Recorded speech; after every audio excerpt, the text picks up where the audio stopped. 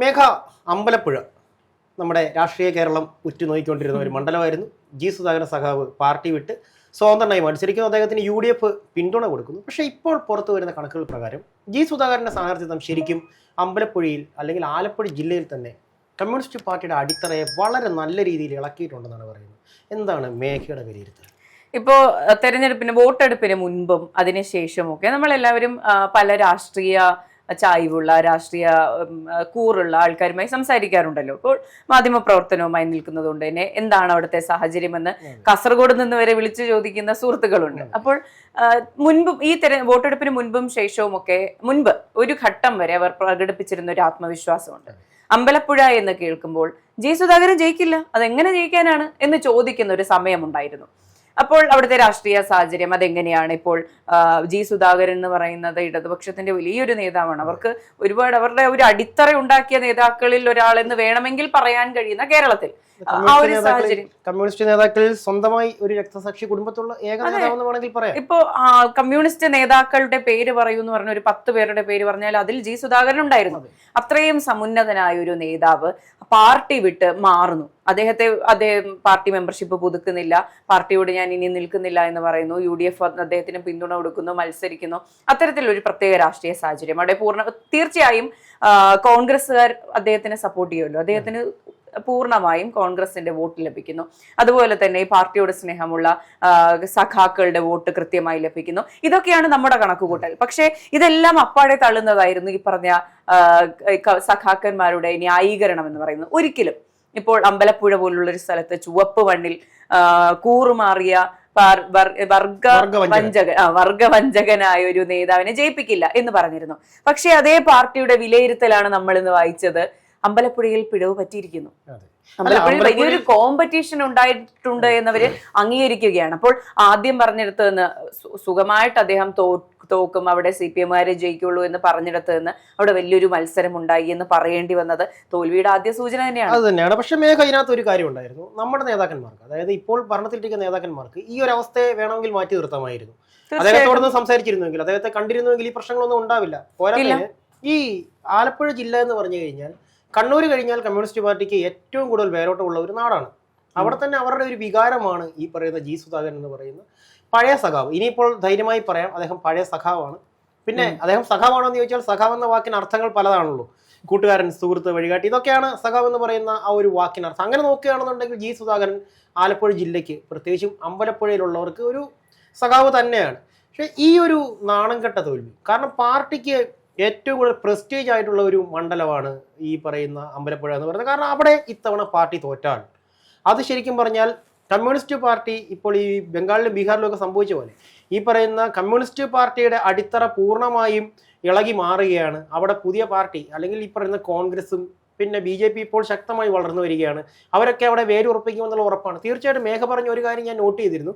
സഖാവ്, അതായത് ജി സുധാകരൻ സഖാവ് പാർട്ടി വിട്ട് പുറത്തു വരുമ്പോൾ ഉറപ്പായും ഈ പറയുന്ന കോൺഗ്രസ് സപ്പോർട്ട് ചെയ്യും. എന്തുകൊണ്ടാണ്? ഒരിക്കലും കോൺഗ്രസിന് കിട്ടാതെ പോയിരുന്ന ഒരു മണ്ഡലമാണ് ഈ പറയുന്ന അമ്പലപ്പുഴ. അത് അവർക്ക് കിട്ടുന്ന ഒരു അവസരമാണ്. അവരത് കളയില്ല, ബുദ്ധിയുള്ളവർ കളയില്ല. പക്ഷേ നമ്മുടെ കമ്മ്യൂണിസ്റ്റ് പാർട്ടിക്കാർക്ക് എന്ത് പറ്റിയെന്നറിയില്ല, ബുദ്ധി കൂടിപ്പോയതാവാം, കളഞ്ഞിട്ടുണ്ട്. അത് ആലപ്പുഴയിൽ പ്രത്യേകിച്ചും ജയിക്കേണ്ട മുഴുവൻ മണ്ഡലങ്ങളെയും ബാധിച്ചിട്ടുണ്ടെന്നാണ് ഇപ്പോൾ. അതെ, ആലപ്പുഴ ആകെ അത് ബാധിച്ചിട്ടുണ്ട്. അത് ഉറപ്പായിട്ടും ഉണ്ടാകും. കാരണം ഇപ്പൊ ചേട്ടൻ ആദ്യം സൂചിപ്പിച്ചൊരു കാര്യമുണ്ടല്ലോ, അദ്ദേഹത്തോടൊന്ന് സംസാരിച്ചാൽ തീരുമാനിക്കുന്ന പ്രശ്നമായിരുന്നു ഇത്. MV ഗോവിന്ദൻ ഒരു പ്രസ് മീറ്റ് വിളിച്ചിട്ട് അതിലിരുന്ന് ചിരിച്ച് കളിയാക്കുന്ന ഒരു വിഷ്വല് നമുക്ക് ഓർമ്മയുണ്ട്. അതിൽ ഖേദമുണ്ടായി, വിഷമമുണ്ടായി എന്ന് ജി സുധാകരൻ നേരിട്ട് പറയുകയും ചെയ്തിട്ടുണ്ട്. ഈ പാർട്ടി ഇപ്പോൾ ചെയ്തുകൊണ്ടിരിക്കുന്ന മണ്ടത്തരങ്ങളുടെ തുടക്കം അവിടെ തന്നെയാണ്. ഇപ്പോൾ കൊട്ടാരക്കരയിൽ ഐഷ പൂറ്റി ആയിക്കോട്ടെ, അമ്പലപ്പുഴയിൽ ജി സുധാകരൻ ആയിക്കോട്ടെ, പാർട്ടി വിട്ടു പോകുമെന്ന് ഉറപ്പുള്ള സ്റ്റാർ കാൻഡിഡേറ്റ്സ്, ഇവരെല്ലാം വളരെ നന്നായിട്ട് പ്രവർത്തിക്കുന്ന, വെറുതെ സീറ്റിൽ കയറിയിരുന്ന് പ്രവർത്തിക്കാത്ത ആൾക്കാരല്ല.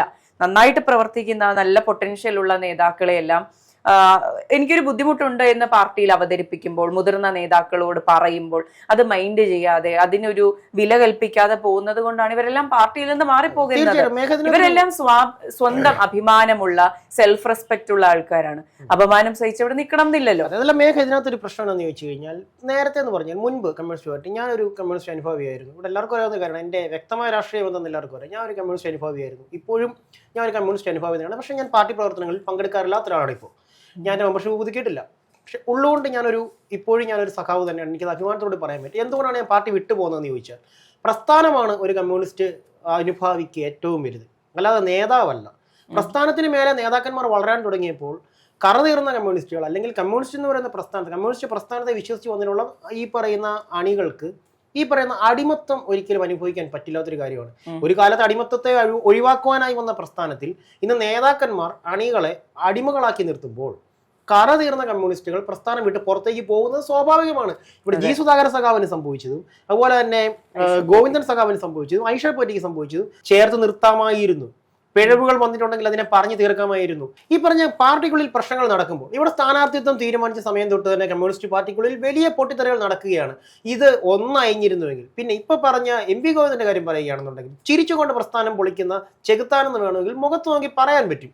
അയാളുടെ ആ ഒരു ചിരി, പുച്ഛം കലർന്ന ആ ഒരു ചിരി ശരിക്കും പറഞ്ഞാൽ എത്ര സഖാക്കന്മാരുടെ ഹൃദയത്തെ കീറി മുറിക്കുന്നുണ്ടെന്നറിയാം. ഇയാളുടെ ഒപ്പം നിൽക്കാൻ പറ്റില്ല. കാരണം അയാളുടെ ഒരു ചിരി എന്ന് പറയുന്നത് അതൊരു പുച്ഛച്ചിരിയാണ്. ചിരികൾ പലവിധമുണ്ട്. ചില ചിരികൾ നമുക്ക് വേദന ഉണ്ടാക്കുന്ന ചിരികളാണ്. അങ്ങനെ ഒരു ചിരി ചിരിക്കുന്ന ഒരു വ്യക്തിയാണ് ഈ പറയുന്ന എം വി ഗോവിന്ദൻ. അയാൾക്ക് ജയിക്കണം, അയാൾ ജയിച്ചു കഴിഞ്ഞാൽ അയാൾ ഒഴിവായി കഴിഞ്ഞാൽ അയാളുടെ ഭാര്യ ജയിക്കണം. അങ്ങനെയുള്ളൊരു പ്രശ്നത്തിൽ നിന്ന് ഇവിടെ എന്ത് സംഭവിച്ചു? മറ്റൊരു ഗോവിന്ദൻ പാർട്ടി വിട്ട് പോകേണ്ട അവസ്ഥ വന്നു. അദ്ദേഹത്തിന് അവിടെ ഉണ്ടായിരുന്ന ഒരു ഇൻഫ്ലുവൻസ് ഉണ്ട്, ഈ മണ്ഡലത്തിലുണ്ടായിരുന്ന ഇൻഫ്ലുവൻസ് ഉണ്ട്. ആ ഇൻഫ്ലുവൻസ് പാർട്ടിക്ക് നഷ്ടമായി, അദ്ദേഹത്തെ സ്നേഹിക്കുന്നത്. അതുപോലെ തന്നെ പാലക്കാട് ഈ പി ശശി പോയി കഴിഞ്ഞപ്പോഴേക്കും ഈ CPI നിന്നാണെങ്കിൽ പോലും അത് പോയി കഴിഞ്ഞപ്പോൾ പാലക്കാട് ഉണ്ടായിരുന്ന പാർട്ടിയുടെ ഒരു പിടി അങ്ങ് നഷ്ടപ്പെട്ടു പോയി. ഇപ്പൊ ഈ പറയുന്ന അമ്പലപ്പുഴ ജി സുധാകരൻ സഖാവ് പോയപ്പോഴേക്കും അത് അമ്പലപ്പുഴ എന്ന് പറയുന്ന ആ ഒരു മണ്ഡലത്തെ മാത്രമല്ല ബാധിക്കുന്നതെന്ന് മുമ്പ് പറഞ്ഞ പോലെ ആലപ്പുഴ എന്ന് പറയുന്ന പാർട്ടി ജില്ലയെ, പാർട്ടി ശരിക്കും പറഞ്ഞാൽ വെള്ളത്താൽ ചുറ്റപ്പെട്ട ഒരു ജില്ല, ചതുപ്പും എന്താ പറയുക ചവിട്ടിയാൽ താഴ്ന്ന ചതുപ്പും വെള്ളവും മത്സ്യസമ്പത്തും എല്ലാം ഉള്ള ആലപ്പുഴ ജില്ലയിൽ. അതെ, ഇപ്പൊ ആലപ്പുഴ ജില്ലയിൽ നിന്ന് നമ്മൾ ആരെ പരിചയപ്പെട്ടാലും അവർക്ക് പറയാനൊരു കഥയുണ്ടാകും. ഈ പറഞ്ഞ ചുവപ്പിന്റെ കഥ പറയാനുണ്ടാകും. എല്ലാവരുടെ ഉള്ളിൽ അതുണ്ട്. അത് മുങ്ങിപ്പോയി. അതിന് മൂല്യച്യുതി സംഭവിച്ചിരിക്കുന്നു. അപ്പോൾ നമ്മളൊക്കെ കുട്ടികളെ കാണുമ്പോഴാണെങ്കിലും അവരോട് രാഷ്ട്രീയം സംസാരിക്കുമ്പോൾ പണ്ട് നല്ലതായിരുന്നു എന്നുള്ളൊരു കാര്യത്തിലേക്ക് അവർ തിരിച്ചു പോകുന്നത് ഈ പറഞ്ഞ കാര്യം തന്നെയാണ്. ഇപ്പൊ നമ്മൾ സിനിമാ മേഖലയിലൊക്കെ പറയുന്ന പോലെ ഒരു കോക്കസ് ഗ്രൂപ്പ് ഇപ്പോൾ CPM പ്രവർത്തിക്കുന്നുണ്ട് എന്ന് നിസ്സംശയം പറയേണ്ടി വരും. നിസ്സംശയം പറയാലോ. അതെ, ഈ കോക്കസ് ഗ്രൂപ്പിൽ ഒരാളെ താഴേക്ക് വലിക്കാൻ ഒരു നേതാവ് വളരുന്നു, അല്ലെങ്കിൽ അവർക്ക് മീതെ ഒരാൾ വളരുന്നു എന്ന് കാണുമ്പോൾ ഈ കോക്കസ് ഗ്രൂപ്പ് ഒന്നാകെ ഇവരെ ആക്രമിച്ച് താഴേക്കിടുന്ന സംഭവങ്ങളാണ് അമ്പലപ്പുഴയിലാണെങ്കിലും കൊട്ടാരക്കരയിലാണെങ്കിലും ഒറ്റപ്പാലത്താണെങ്കിലും നമ്മൾ കാണേണ്ടി വന്നത്. പച്ച മലയാളത്തിൽ പറഞ്ഞാൽ കണ്ണൂർ ഗ്യാങ് എന്ന് വേണമെങ്കിൽ പറയാം, കണ്ണൂർ സ്ക്വാഡ് എന്ന് പറയുന്ന പോലെ കണ്ണൂർ ഗ്യാങ് എന്ന് വേണമെങ്കിൽ പറയാം. കണ്ണൂരിന്റെ അക്രമ രാഷ്ട്രീയത്തെ കേരളത്തിന്റെ മുഴുവൻ മേഖലകളിലേക്കും വ്യാപിപ്പിച്ച് ഞങ്ങളാണ് പാർട്ടി, അല്ലെങ്കിൽ ഞാനാണ് പാർട്ടി എന്ന് പറയുന്ന ഒരു കടൽക്കിഴവനായിട്ടുള്ള മുഖ്യമന്ത്രി, മുൻ മുഖ്യമന്ത്രി എന്ന് വേണമെങ്കിൽ പറയാം.